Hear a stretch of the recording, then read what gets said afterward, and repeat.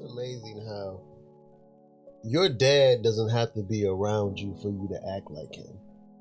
Yeah. Yeah, like, to me, that's just amazing. Like, he doesn't have to be in your life. He could have died before you were even born. But for some reason, you will take on his mannerisms, his characteristics, and everything. Then you'll wonder. That's why a lot of times I think we walk around here not only suffering in our silence, but I believe we suffer in our parents' silence. Yeah. Because we do what they do. Yeah.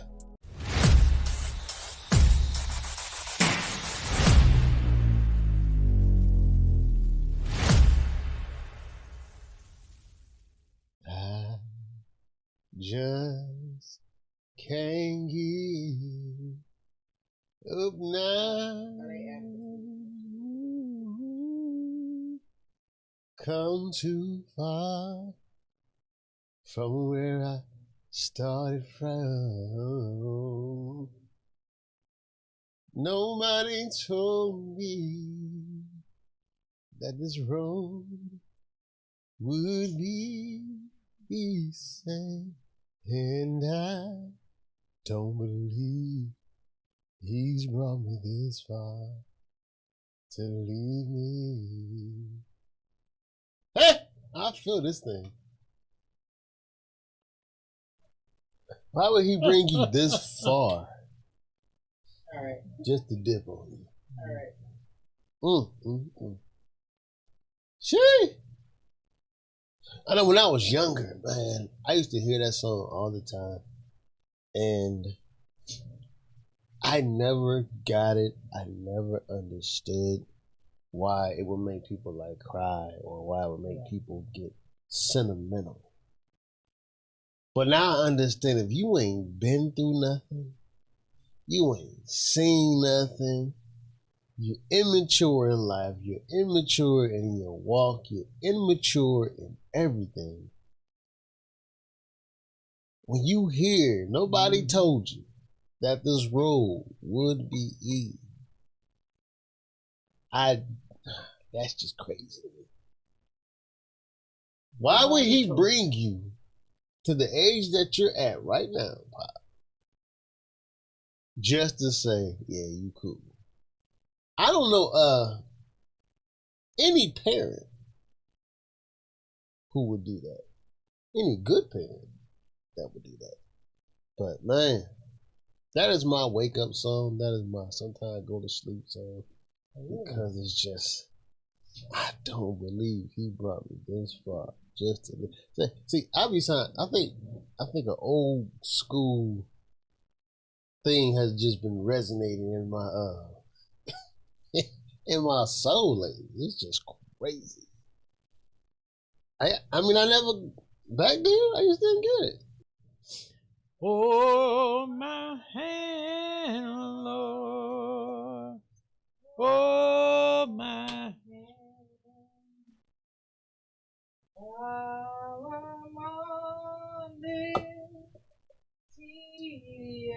Journey. I want Jesus.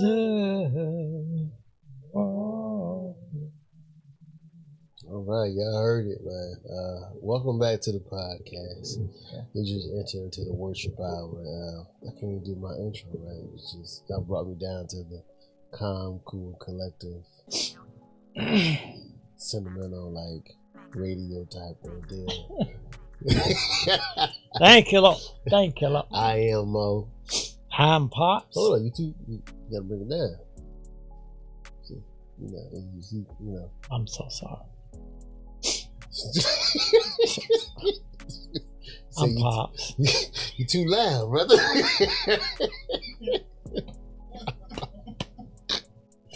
No. Singing those old songs, man, and it's just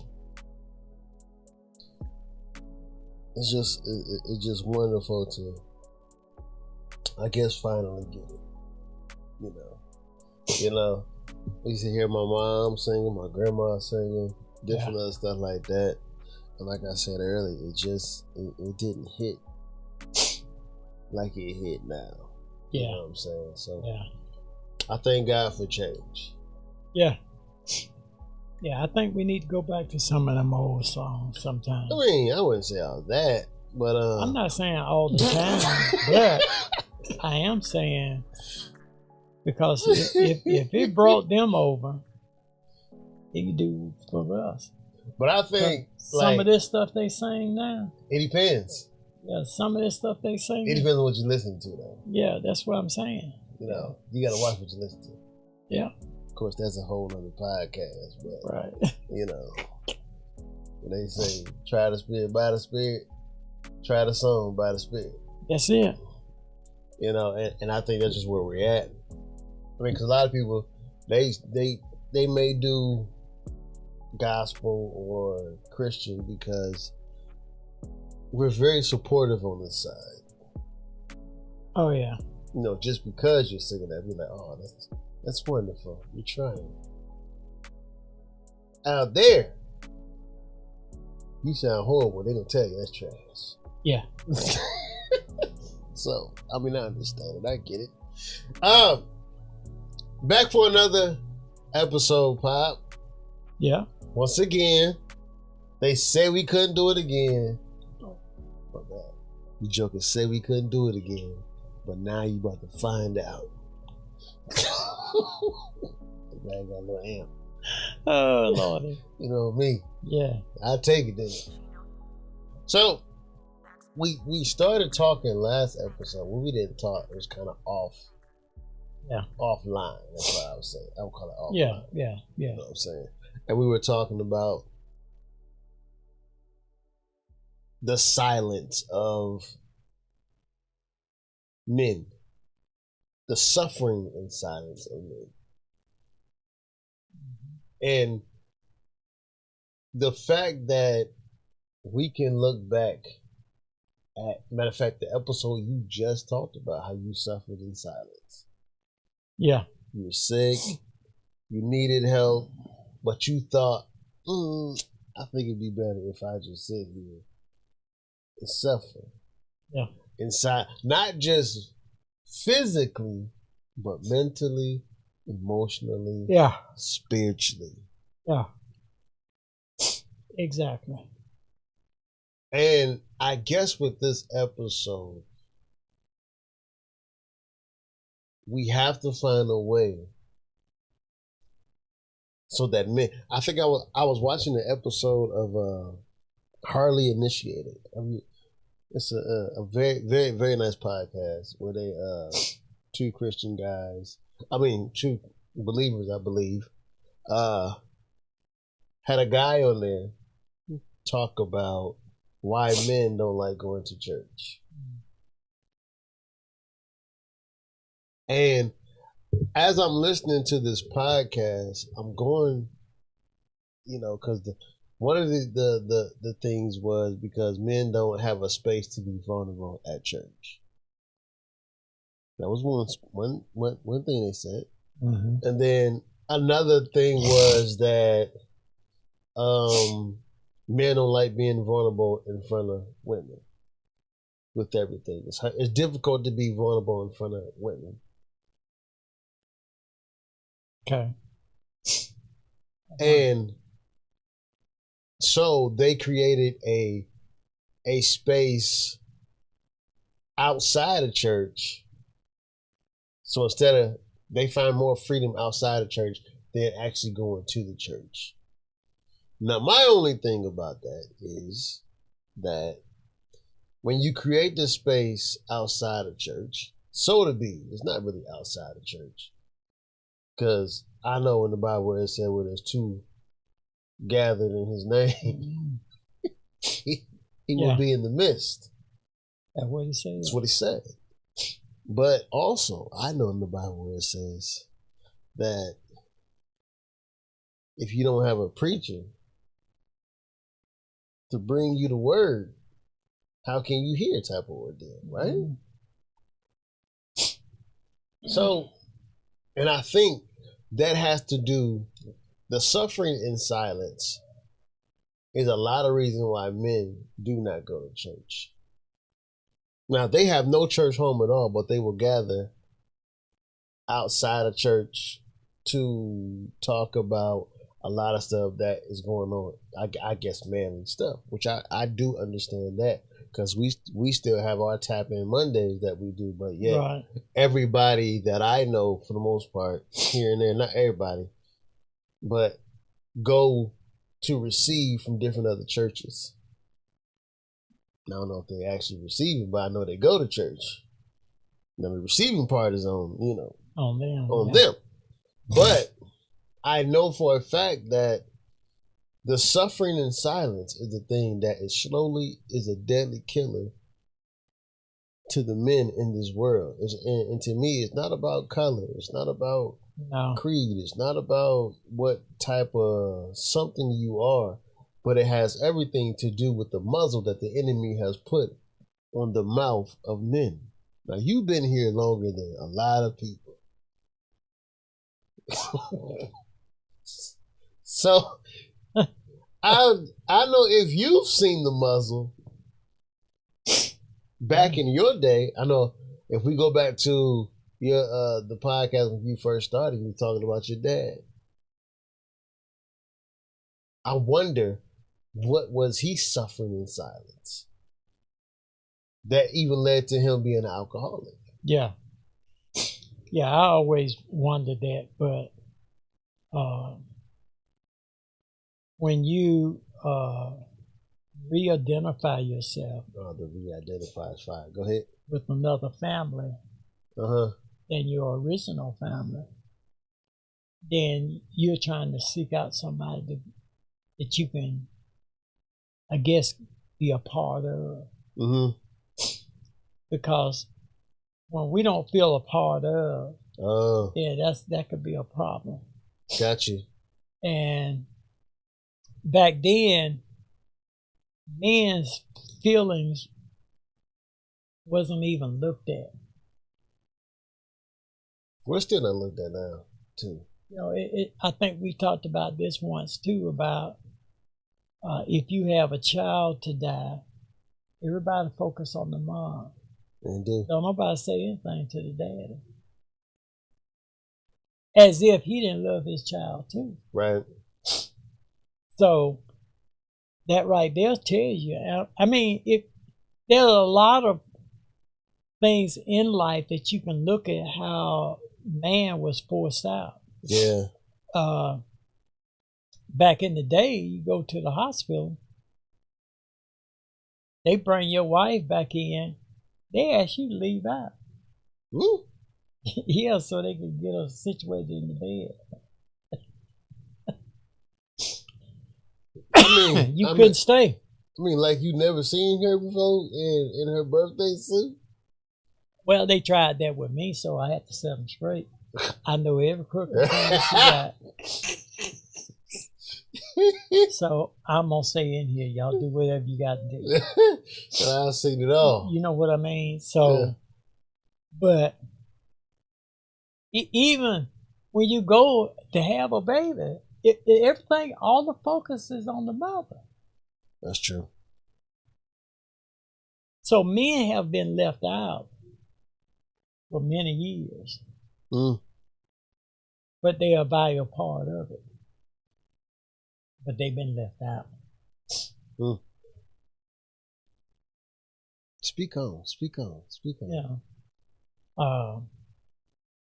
I mean, even when my son was born, because they had to do a C-section, they were saying, well, mom got to stay a while, and the baby probably gonna have to stay too, because there's nobody to take care of the baby. Wow. So, and I'm saying, what am I? I've been here all this time, and you ain't said nothing to me about. So you what you saying is I can't take care of the baby. Yeah. In essence, what you saying. And I said I will report this too, and I did, because you're saying that she can't go because you ain't got nobody to take care of the baby. Who you think been doing it? Mm. Been doing it right here in the hospital because it's not much she can do. She Yeah. can't lift the baby and stuff like Definitely. that. Yeah. So I changed him. I fed him. I did all of that. And you gonna tell me that? That's like calling you an unfit father Exactly. from the get go. That's like saying, okay, yeah, you're a part of it, but my boy, you just the ornament. Yeah. You're not even Yeah. on the tree. You're just decoration for the most part. Yeah. I mean, it's just a number of reasons. I worked in a dormitory um, of people who had different types of disabilities, but I couldn't be a house parent on a female floor. Mm-hmm. A female could be a house parent on a male floor.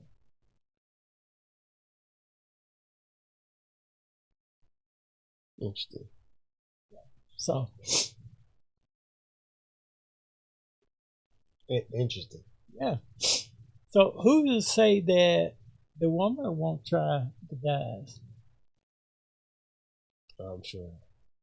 I mean, I don't believe that they did, but the point of it is, what you're saying is you can't trust a male to be on the floor with females. Mm.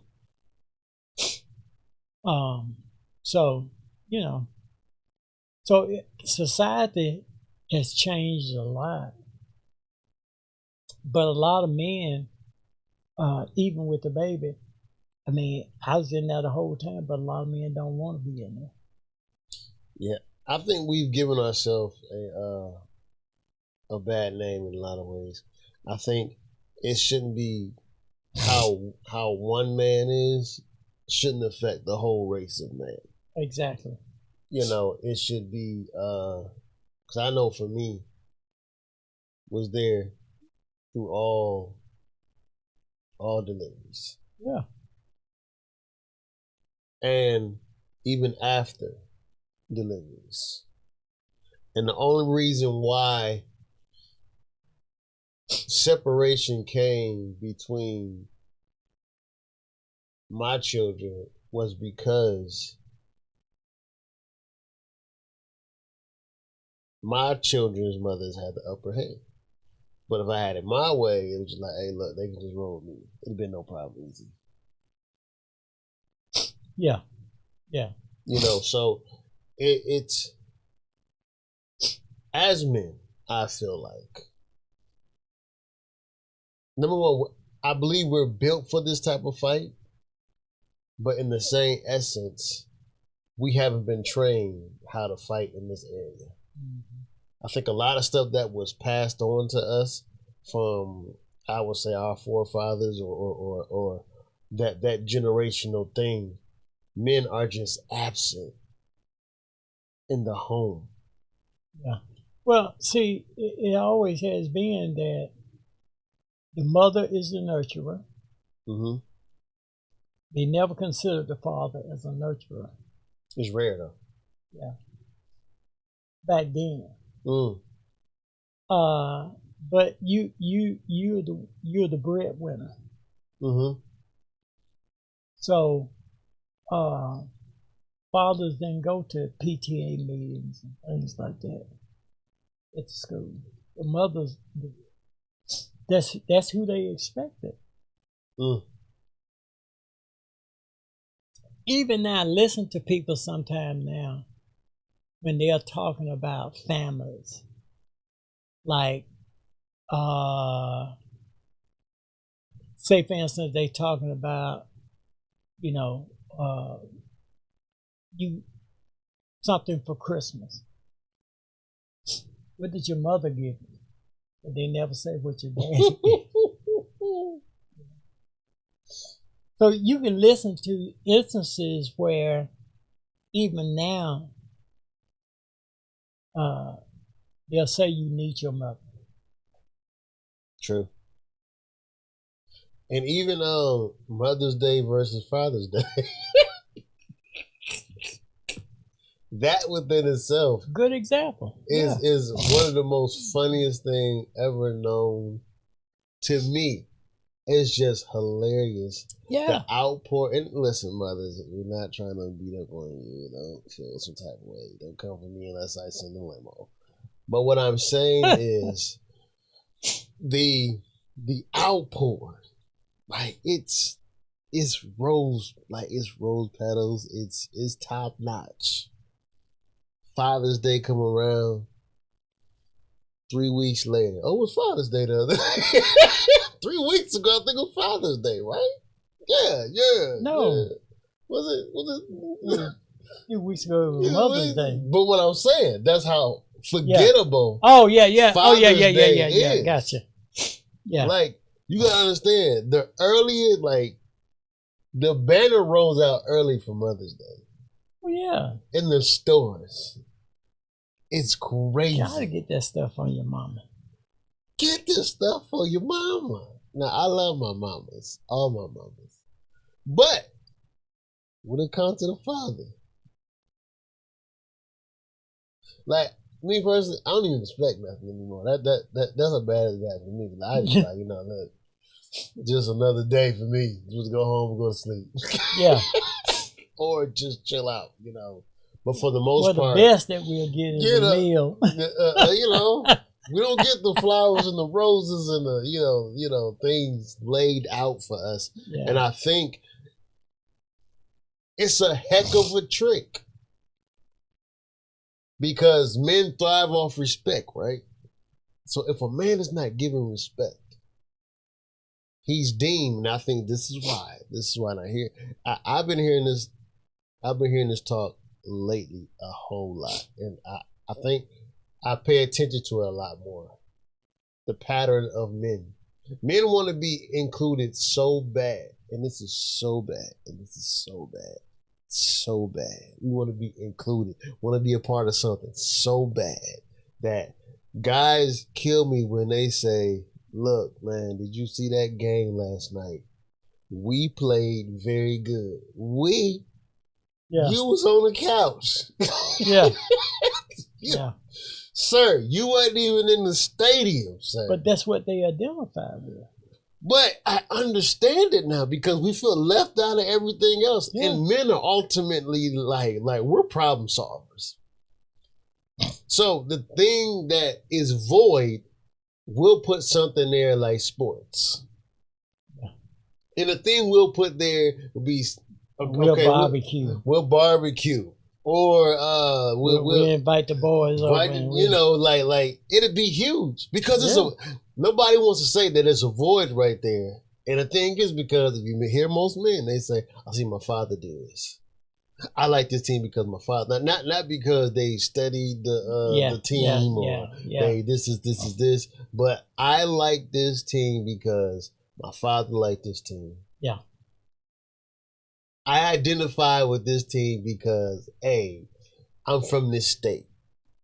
Since I'm in this state, I'm deemed to literally like this team. Yeah. I was with some group of young guys the other day and that I mentor, and they were playing, and one of the guys had like Alabama flip-flops on. And it was like, oh, he got the Alabama flip-flops on. He's like, oh, man, but he's young, though.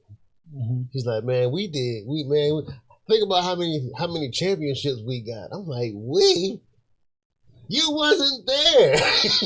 And you didn't help get none of them. You wasn't on the field. Like, sir, men, okay, I'm going to talk to you because you can understand this. But what I'm saying is, we are feeling the void things in our life because we're not getting respect at home. Our wives sometimes pay attention to us. Because if you pay attention, the mama put the kid. About the third son. The mama put the kid over the husband. Yeah. And we as men, we see that as Disrespect. We won't say it because it's the kid. Yeah. But the order is God and then your spouse. So, but the condition for me, as far as with women with that, they've been trained how to be moms before they've been trained how to be wives. Yeah. Now with us, we've been trained to problem solve and go to work. Yeah. And that's it. So where's the time to fix any type of brokenness within a man? So that's why I believe I said to myself the other day, as I'm praying, I'm just like, man, I'm like, I want to outlive my wife. And people are like, oh, you probably look at that real wrong.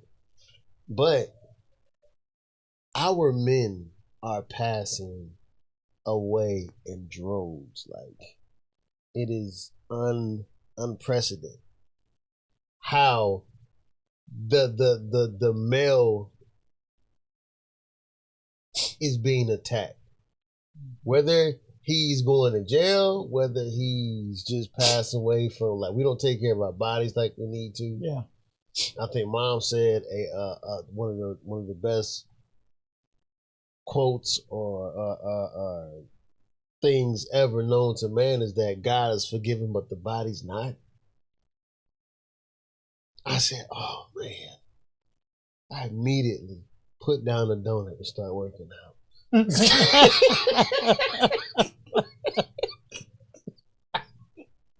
Yeah. This is stupid. God is forgiving, but the body is truly not. So now, along with the body not being forgiven, the silence makes it even worse. Yeah. And because they have nobody to turn to, and I think that's why a lot of marriages break up, is because as men, we don't talk about what's going on. We in don't. the relationship. Nah. Because we don't want another man to think that we don't know what to do. Pride. Or we can't handle ourselves. Pride. When it gets to be a simple medical issue. Mm-hmm. But we don't look at that, you know? So here we still suffer in silence. And do. Yeah. And nobody say anything to us. Yeah. Yeah, we hard-headed. Yeah. Yeah, we hard-headed. But so it's like I talked to a kid the other day. I said, why you always looking mean? I don't know, I said, I know, tell you why. Because you don't want nobody to say nothing to you. I said, but I'm going to say something to you. You know, because you don't want to have to deal with nobody. Yeah. So you walk around like you mad with the world, and folks are literally scared to talk to them. That's his My defense. son did not want me to work at the school. He didn't want me to drive a school bus. He said, Dad, this is just a different type of kids now. I said, but I ain't never had a problem with kids. Mm-hmm. He was afraid. Probably because he was watching all the videos with the bus drivers. Yeah, he probably Somebody explained to my dad, I'm up there. Yeah. Now he's very protective of me. I wouldn't doubt it. So I said, I don't have no problem with these kids, and I never wrote up kids. Didn't mean they didn't do stuff. Mm-hmm. I always talked to them. Never had a problem being out of it. Well, conversation, what I've learned with young people, they just want to talk. That's it. That's why I told him. That's it. Like to break down, because it's nothing but a defense mechanism. If I can, you said it earlier, like if I can look a certain way for you not to talk to me, I'd rather suffer in silence. Yeah. Even like you gotta like he's not even taught this. But for some No, reason he just knows what to learned. I mean, he already it's in him do. Yeah. because that's what he been around. Apparently, that's what his dad did. I think one time when we did the Tap In Monday, I don't know if you was there, and I was talking to the guys, and I'm just like, it's amazing how your dad doesn't have to be around you for you to act like him. Yeah. Yeah, like to me, that's just amazing. Like he doesn't have to be in your life. He doesn't like he could have died before you were even born, but for some reason, you will take on his mannerisms, his characteristics, and everything. Then you'll wonder. That's why a lot of times I think we walk around here not only suffering in our silence, but I believe we suffer in our parents' silence. Yeah. Because we do what they did. Yeah. And sometimes unbeknown to us. Yeah. Like you say, he might have died before you were born, but you pick up all of that. Mm-hmm. Because it was carried through the genes. Yeah. So that's why we have to be real careful with that. But it's a concerning thing, man. It is a concern, and I think that may be part of the reason why we have all this shooting and killing. For sure. For sure. We have no other way. We have not been taught any other way to deal with our feelings. And also, there's no family dynamic anywhere. Because when I got in the gang because I felt like it was more family there than it was at home. How so? Because I always felt left out at my house. Always. I was the guy who loved to sing. I was the guy who played the drums. I was the guy who I was the kid. I was the kid who played the drums, musically gifted, had a music for ear, had an ear for music. I mean, I just did things so opposite of my family. My family, sports driven. When I tell you, I don't know too many people on my side of the family that can't ball, play basketball, play football. Between those two sports, does everything. Athletic out the wazoo. But then you got this guy right here. That's where your other two boys. Yeah, and they're following that. If you pay attention to my other two boys, that's what they love to do. That's when I tell you that is a family gene. But the thing is, I was able to sing and still play football, even though I didn't want to play football because I didn't want to feel left out. Yeah. But in the midst of doing that, I ended up joining the game because I felt more relatable. Yeah. I felt included. Yeah. Yeah, man, just be with us. My nephew, he played football, but he didn't want to play either. Only reason he played because that's what his daddy wanted. His daddy was trying to live his dream out of his son because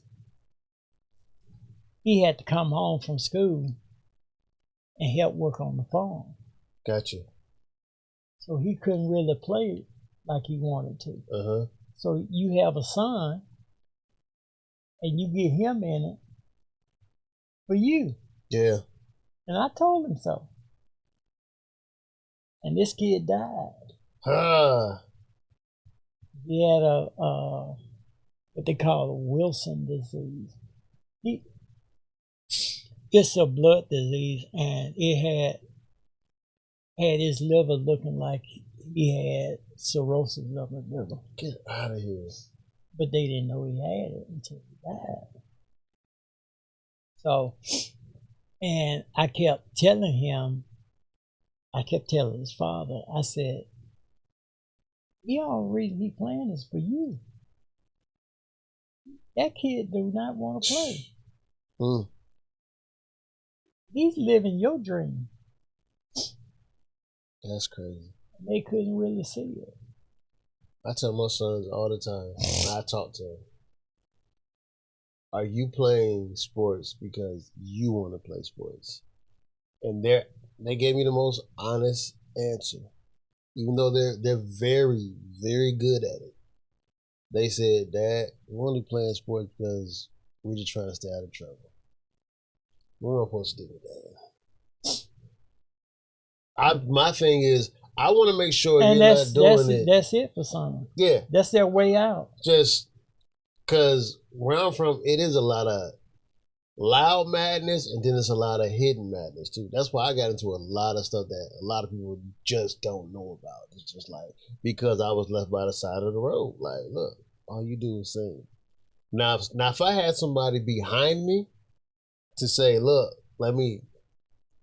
since you play the piano, you play the drums, go ahead and, build you this. I didn't get to build in studios and different stuff until I got older. Yeah. I really didn't discover that, okay, maybe, this voice right here, it's I can do something with this. Even in the church. Yeah. I used to sing in the church, but it was just like, it was so boxed in. Like, I never had the freedom to actually be me creatively in church. Yeah. Outside of church, boy, I was able to pick up, I gained going from just being able to play the drums to play the piano.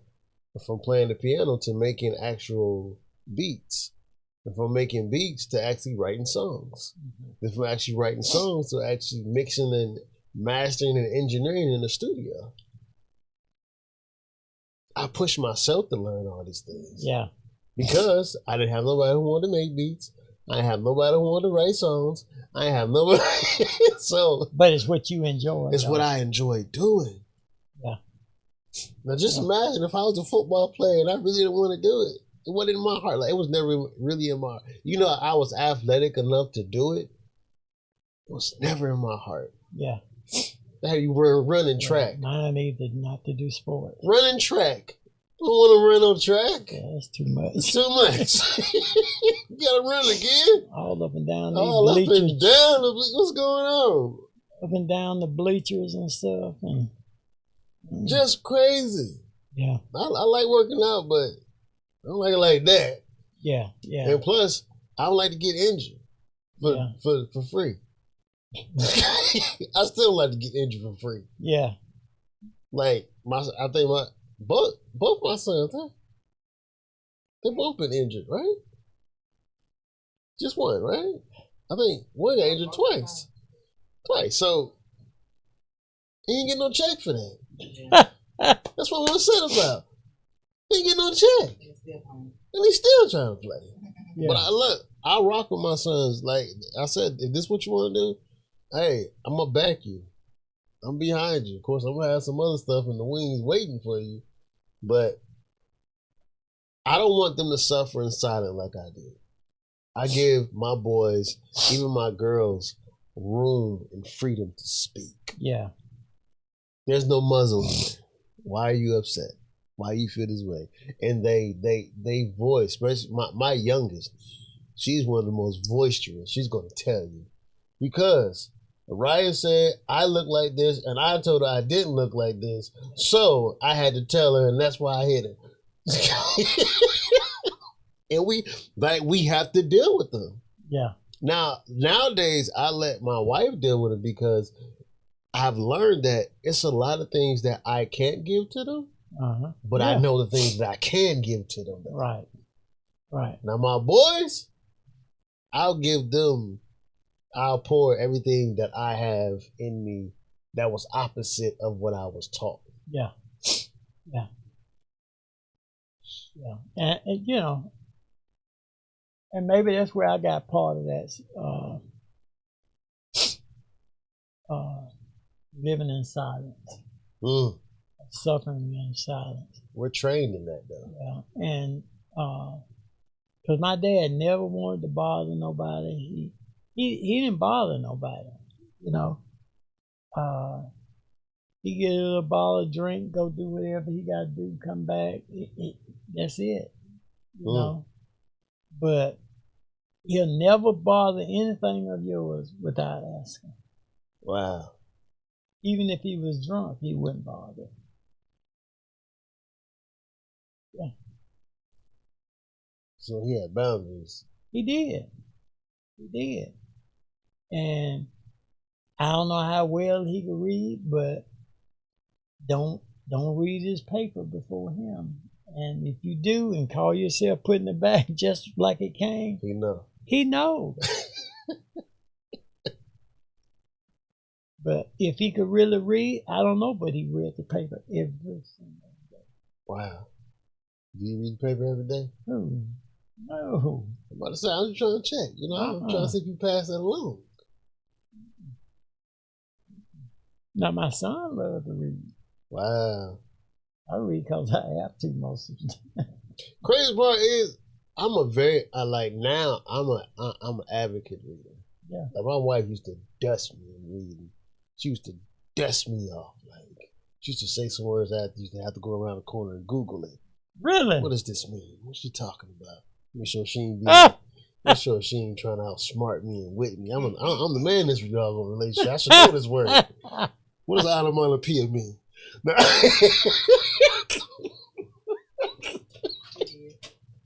But she pushed me in a way, and mom, dad, all pushed me in a way, whether they know it or not, because a lot of times us as men, like, we don't know how to do better for ourselves to better our family. Yeah. Like, I'm an advocate reader. I'm always reading some type of book. My wife said, I felt good today. I woke up feeling good today. You know what I'm saying? She said, babe, should I get the Audible book, XYZ, or should I get the Lily something for the thing? Libby, I'm just sitting there like on my high horse, like, yes. There you go, woman.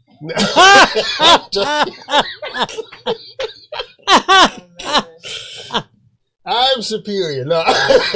But what I just love, it's not the fact of reading, but I love learning now. Mm-hmm. I'm at that age now that a book a day keep the ignorance away. Yeah. I just made that up. So if you get a t-shirt, that's good. You owe me $5. So yeah, I'm gonna put that on. That's how I feel. Like when the Bible speaks about my people suffer for a lack of knowledge. Yeah. I don't think we understand it. Why we suffer in silence? Because we don't know how to mentally or emotionally get out of that silence. Yeah. And I think you said it when I first got here. I never understood. You said it all the time. You can do the same thing, respecting results. That's sanity. I was like, But the more and more I got to understand it, it's like, okay, the more and more I continue to do stupid stuff. Oh, sorry, Mother Kenny. If she's listening, she probably didn't listen. The more I learn how to do ignorant stuff, I will repeat to do ignorant stuff. That's why I used to say practice makes progression, but now I say practice make permanent. Mm-hmm. So what we do every day, what is your daily, like me, I'm in competition with myself all the time. Each year I get older, like each year of our marriage, what can I do better that I didn't do last year? Yeah. What can I improve on? Whether it be my physical health, mental health, spiritual health, drawing closer to God. So you're self-accountable. I have to be, because I'm leading a whole family plus a generation. And then when I got kids walking up to me, thought, "What's up, Mr. Mo? Can we stay over and stay tonight?" You obviously watching me. You feel comfortable to ask me to say, "Hey, look," because kids trust kids are some of the most brutal, honest people. They are. Yeah, you don't know whether they like you or not. I'm like, so why didn't you tell that person how you felt? Because their breath was stinking. I'm sorry. I just wanted to get out of the conversation. I do apologize. You know, maybe they drunk too much coffee, whatever. You know, they got something, but they are some of the most brutally honest people. And they will tell you if they don't rock with you, they will not ask. But I have more children to me, and it's not that their house is not a good house, and it's nothing against that. But a lot of times, kids go where they're not getting what they need. Yeah, they're not getting what they need. I have a little one that wants to come over all the time, right, to play with my girls, right, and it breaks me because the predicament that this child is put in, she didn't choose it, but she is reaping the benefits from it. I'm not talking about good benefits. I'm talking about not so good benefits. Mm-hmm. Like over here, we have family time. Like, it's just what we do. We'll all family pile in our car, go to a movie. We'll sit here, watch a movie. Like me and my wife would be in a room, call everybody in there. Like, it's literally like a huddle, like around our bed. We're just having conversation. Mm-hmm. Now, I don't remember that as a child growing up. Never. Did I? Ever. Only thing I remember is my mom going to work and coming back home. Now, my stepfather did the best that he can get. I mean, did the best that he can do as far as being a father to a bunch of children that is not his biological child. Yeah. He spent time with us. He like, when I tell you he spent time, he played basketball with us. He used to tear us up, not gonna lie. He took advantage of us. He knew he was young. He knew he had the upper hand on us. If you watching this, you knew what you was doing. Now that I'm older, I get it now. Because I do it to my sons too. So, but this guy came in, took us up under his wing, spent time with us when he could, because he worked too. He worked at a hospital. My mom worked at a hospital. So he would come in, spend time, and all of a sudden one day, it was over. Now, and I think I was just telling my wife, I hear people's divorce stories all the time. Like, you know, and I'd be like, oh man, that's crazy. You're a divorced child. Oh my gosh, that's so sad. Like, my wife, she speak about, you know, she would go on about, not on all the time, but she would talk about how it was when her mom was married and she got a divorce and she felt like this is this. And they would still see old boy and this is this. And I was just like, oh man, I felt her pain. I was like, oh my gosh, Jesus. This poor little divorced little lady here. This is why she has problems. And a couple months ago, I had to come to the realization that I'm a divorced child too. Forgot all about it. Times two. My mom's been divorced, I think, like twice. So this silent thing is a real thing. Cause to me, I can feel her. I'm like, oh my gosh, that's bad. So sorry. I'm so sorry. I'm like, oh my gosh. What can I do? What can I do? Let's pray. Jesus, please help this divorced child here. Release this spirit of rejection. You know, so, but I had to come to grips that, like, tap my own shoulder. Bruh, you were divorced too. Yeah. And the crazy part is that it came because I got a call my stepdad, mom's first husband, he has cancer. So I was like, oh man, it's bad. I was, you know, consoling my sister. And I was just like, yeah, you know, because it was like real slow. Like, it's going to be okay. You know what I'm saying? He was a good, you know, he's still, you know, still alive on life, but, you know, he always treated us good. He was very good. You know what I'm saying? And when mom, you know, when they got divorced, that stuck out like a thumb, like, oh snap. Mm-hmm. I'm a divorced child. I start feeling bad for myself. I bet. Grab my own hand. Get over here. Yeah. Because I literally hid that, buried that, and never wanted to deal with it. Yeah, I think because my son is from a divorce family, and he always, sometimes he would say when we trying to tell him about somebody he might be dating, well, how y'all gonna tell me y'all got divorced and stuff? I said, well, just because we got divorced don't mean we don't know nothing. Yeah. And I said, but I think it's something that really bothered him about that. You ever talk to him about it? Well, he talked to me about it. He asked me questions. You know, I had to be very careful about details. Got you. And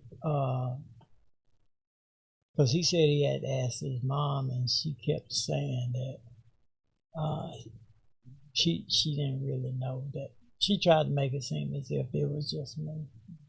Said so. But I think he knows because he know what happened. Mm-hmm. And but I think it's affecting him because he always talk about. That's why he hated, because him and his daughter mother didn't. Oh yeah. And that's what I always talk to him about. You got to be careful about that, because if you want to be married, you can't just have a child first then get married. Yeah, you're going backwards. That's almost like a forced thing, unless you really love each other. Then that's different. But, I think a lot of times we think we really love the person, like we wholeheartedly really probably think like, man, you know something, this is it. Well, I mean, in that moment, everything seems like legit. Well, that's what I told him. I said, I think you just like the sex. I mean, 9 times out of 10.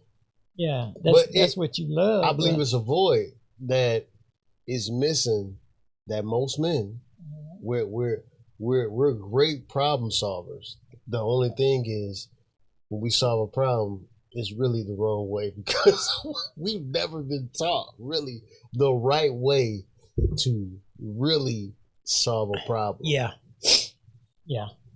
Because we can't handle our emotions. Yeah. Just like you said, he talked to you. How y'all gonna tell me? Like, listen, wisdom has a voice, son. Yeah, like I told him, I said, they ain't got nothing to do with us telling you about this relationship. Trust, if anything, get a notepad and start taking notes. Like, yeah. Because I even realized that I could have done some different things in the marriage. Got you. But at the time, I think that's what she wanted anyway. That was just part of the plan. She didn't want to be married to both. No, not to me anyway. She went right on and married somebody else. Oh. What? Twice. Wow. So she with the last person. She's still with the person now. But I don't think she happy. I hope she don't listen to this. Yeah, she called and talked to me too much. She can't be happy. I hope she don't listen to this. She don't watch the podcast, does she? No, but she needs to hear it. It ain't a secret. Okay. So how did that make you feel? Her moving on so quick.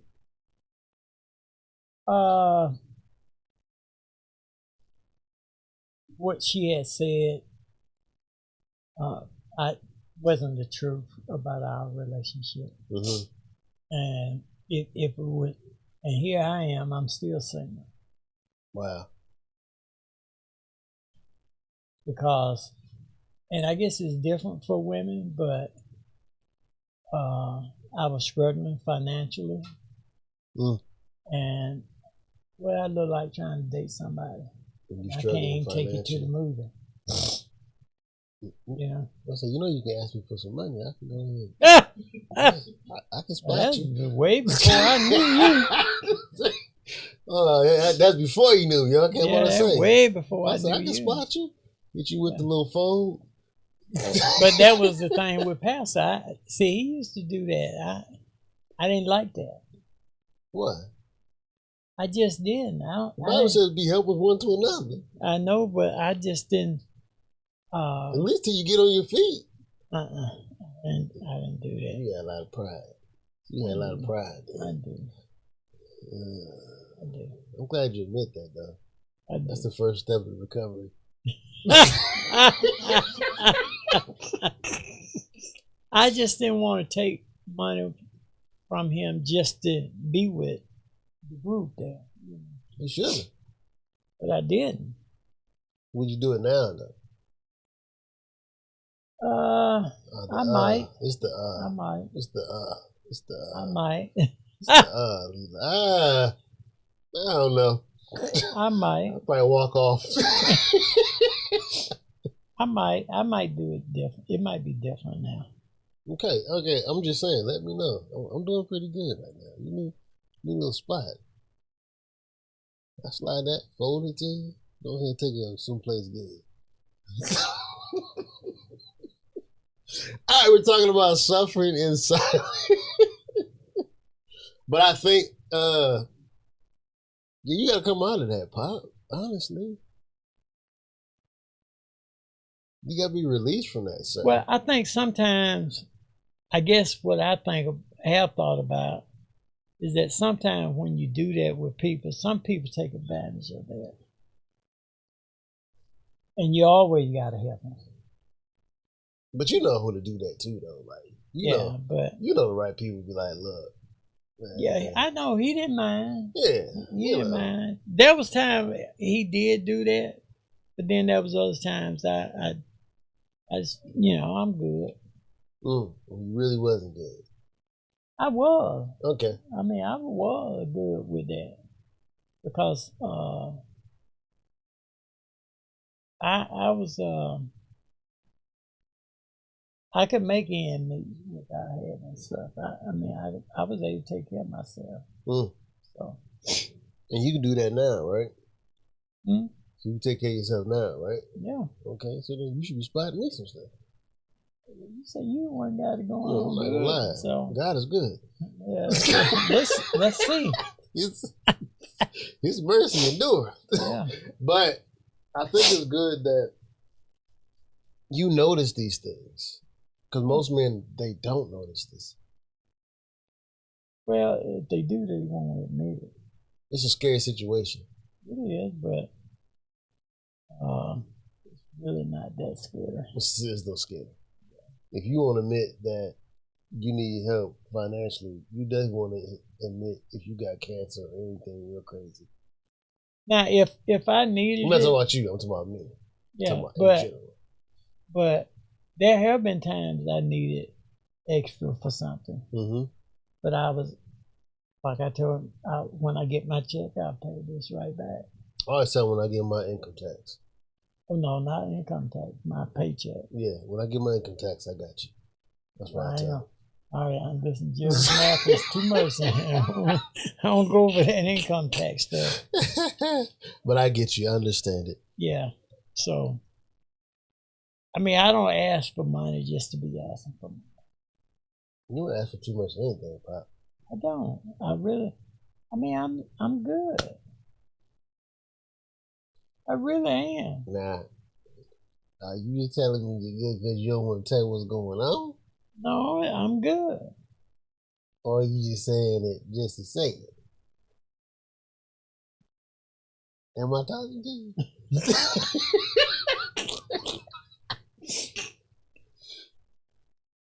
I need some help. Yeah, I'm saying. No, I'm good though. So you're in a better place now, way better place now. I'm in a better place. Okay. If I can get my son out my hip. He is out your hip, ain't he? Huh? Ain't he out your hip?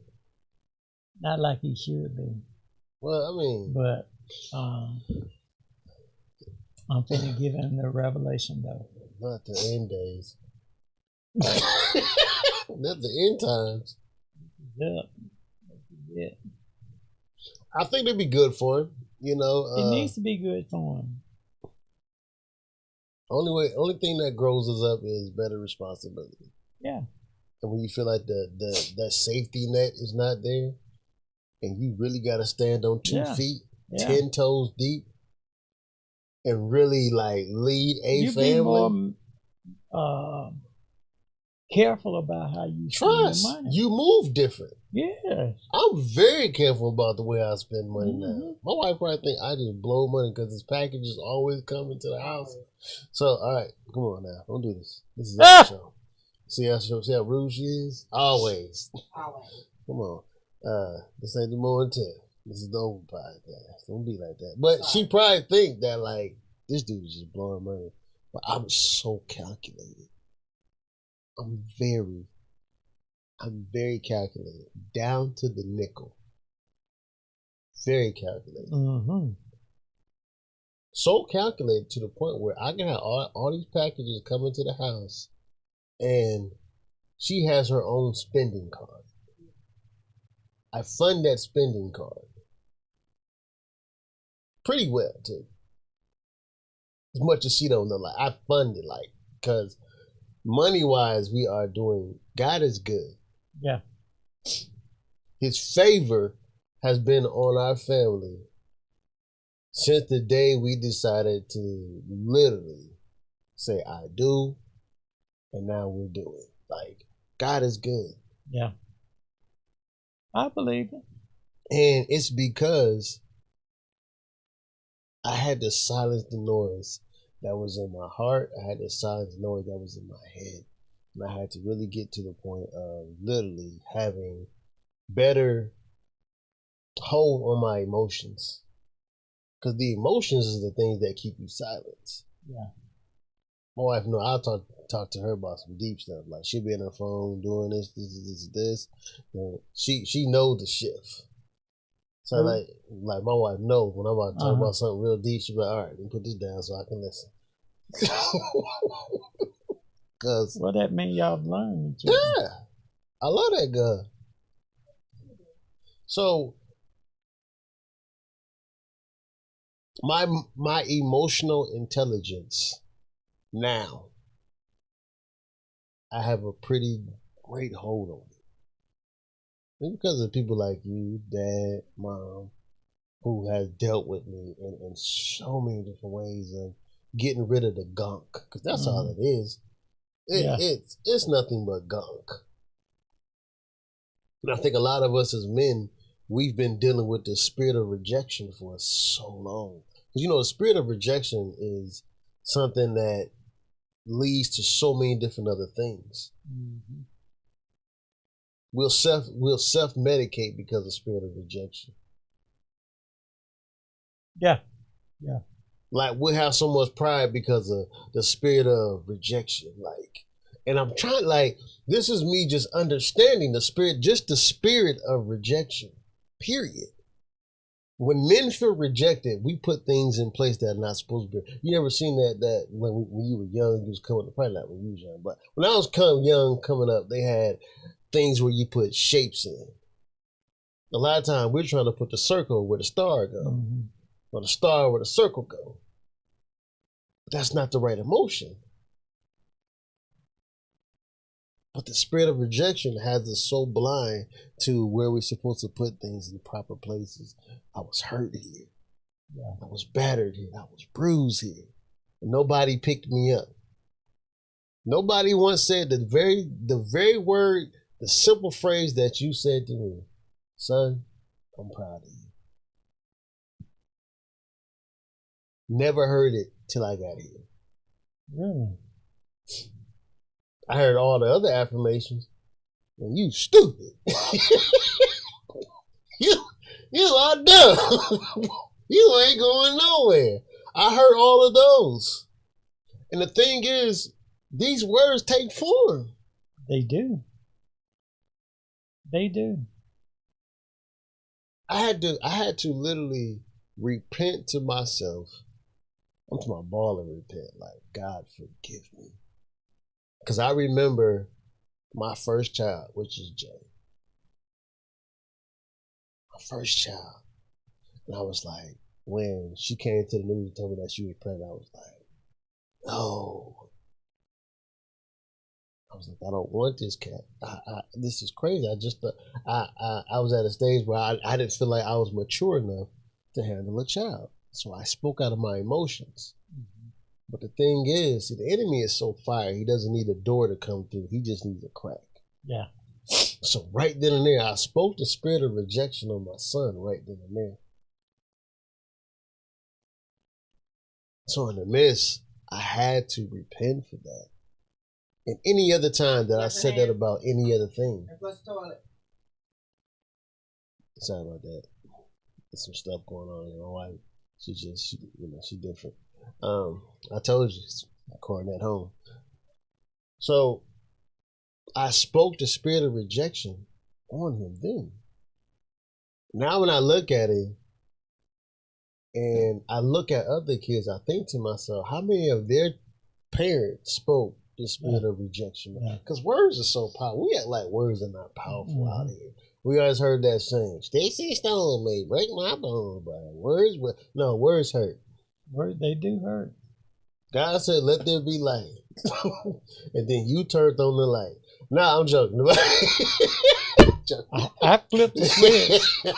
But what I'm saying is this whole world was created by words. Yeah. So I'm cautious. I'm cautious of what I say to my wife. Cautious of what I say to my children. Yeah, and you have to be, because you come back and you have to live with regret. You do. Which is and part guilt. Of the spirit of rejection. Yeah, guilt and all of that. You got to deal with that. And especially kids, man. Kids, Yeah. These are innocent bystanders. Yeah, that's why you have so many kids who have been emotionally abused. Yeah. That it's hard for them to even be successful, man. Mm-hmm. Because they're beat down already. And that's why they act out, because they expect you. Because I got to find a way to tell this teacher at school. I sent her a message one day and told the teacher to tell her, too loud. I said, you're wrong. Hear what you're saying. Wow. But she's always louder and fussing at these kids. Always. You want to say what her name is? I ain't gonna say. Stop. I'll say off that. Cut it out, that loud stuff. Cut it out. And I think she does the same thing with her child. But you can't bring your stuff to school with you. It has to be a separation. Gotta be. It has to be a separation from your work and your house. Yeah. On your time home from the drive, get that all out. Yell, scream, do what you need to do. Yeah, I can see there are times where you got to, especially for me, if I go to a classroom and they think they got it good because I'm in there. Hey, stop it. Mm-hmm. Hold your boys down. Yeah. That's different. But you always are. Kids hate to come. And don't be late. You don't really get it. She one of them teachers. Put you out there. Oh, yeah. Make you feel embarrassed. Oh, yeah. Everybody knows it. They don't, they feel bad about it because she's, chomping them out. And nobody wants that. And most of it is made of. So I can only imagine those males that are suffering in silence. But one of them I had to talk to, because I told him, I said, you hang around the wrong crowd, bro. I said, and you know how I know? I said, when you first started talking to me, always, hey, Miss Elson, you hug me, come up to me, hug me. Hey, Miss Elson, how you doing? Doing fine. Every time. Mm-hmm. I said, man, you didn't do that. Mm. That's how I know you with the wrong crowd. And son, if you don't change, you ain't gonna make it. Trust. You are not going to make it. I can pretty much guarantee you that. Yeah. And you both your parents is educators. Oh, you can't do that. You hanging around the wrong crowd. I can already tell. Mm. Being influenced. So in this closing, as we wrap up, Pop, dealing with this silence, what are some things you can give these? Because you wise and you've been here for a long time, so it's just you've been dealing with you had a whole fatherhood program. You've been fathering since father was father. Your song is, you got Father Abraham, Father Mike.